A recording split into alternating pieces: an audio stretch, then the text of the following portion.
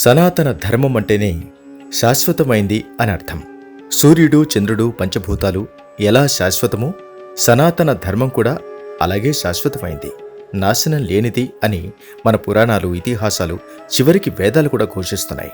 ఏష ధర్మ సనాతనః అని వేదాల్లో ఉండనే ఉంది. అంటే ఎప్పటికీ నిలిచే ఉండేది సనాతన ధర్మమే అని అర్థం. ఎందుకంటే సనాతన ధర్మం యొక్క మూలాధారం మూఢనమ్మకం కాదు, జ్ఞానం, విజ్ఞానం, ప్రజ్ఞానం.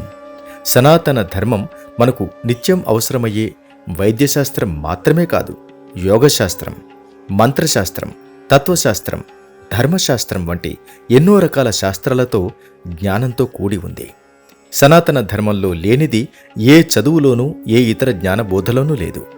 సకల శాస్త్రాలు చదివిన యోగులు, పండితులు, సన్యాసులు, ఋషులు ఎంతోమంది మనకు చరిత్రలో కనిపిస్తారు.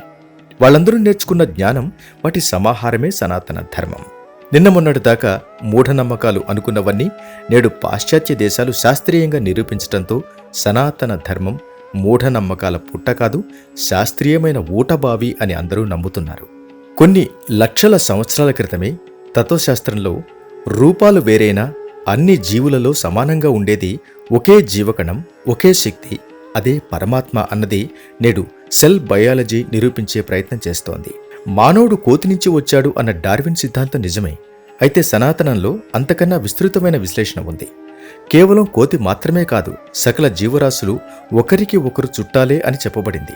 కశ్యప ప్రజాపతి మనుషులతో పాటు నాగులను, పక్షులను, అప్సరసలను, రాక్షసులను, దేవతలను, రకరకాల జీవజాతులను అభివృద్ధి చేశాడు. కనుక మనుషులందరూ ఒకరికి ఒకరు చుట్టాలు మాత్రమే కాదు, జీవరాశులు అన్నీ ఒకరికి ఒకరు చుట్టాలే.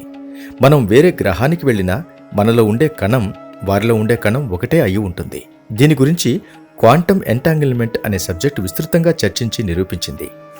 ఈ ఏకత్వం అనే జ్ఞానం సనాతన ధర్మంలో మాత్రమే కనిపిస్తుంది. కనుకనే వసుధైక కుటుంబం అంటాం మనం. అంటే వసుధ మీద ఉన్న వారంతా ఒకటే కుటుంబ సభ్యులు తప్ప సరిహద్దులు, మతాలు, భాషలు మనల్ని వేరు చేయకూడదు. ఇంతటి సహనం, ప్రేమ, ఐకమత్యం కేవలం సనాతన ధర్మంలోనే ఉంది. కనుక సనాతన ధర్మం వర్ధిల్లాలి.